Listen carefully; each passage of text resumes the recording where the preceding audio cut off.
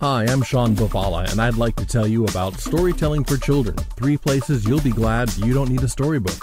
For many people, storytelling for children is most often dependent on having storybooks available. Do you always need supplies for storytelling with children? Audio tapes, CDs, and books all have their place, but they are not always convenient.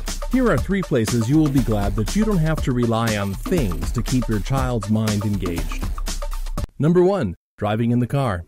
So, what if you forget the pile of DVD movies? What if every one of them is scratched? Now, sometimes safety requires that you don't tell stories in the car. When it's safe to do so, turn the radio off and ask your kids, "Do you want me to tell you a story?"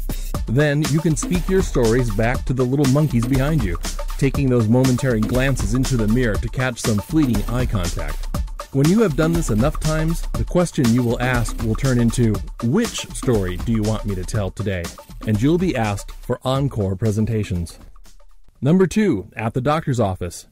Who hasn't been stuck in a pediatrician's office with a bored child? Even in one of those circus-like waiting rooms filled with distractions, your child can grow weary and cranky. This is the perfect time to bring out a tale from your head and become a child whisperer as you tell that story right into their ear. By the way, it's okay if you tell a bit louder than that. The other parents in the office are going to be wishing they had your great skill as they see that even their kids are listening to you tell a story. Number 3, bedtime.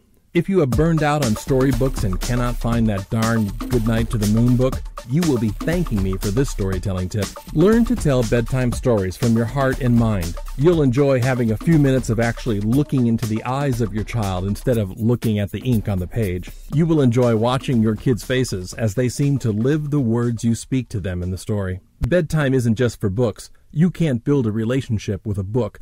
Your kids can't build a relationship with a book. Why should the intimacy of bedtime stories be missed while you are glued to the book's pages? As parents, we develop many innate skills. Storytelling for children without the storybooks should be one of those skills. I invite you to learn more about storytelling with children when you take a look at my Daddy Teller book. You can get free stories and training videos when you visit my website at daddyteller.com.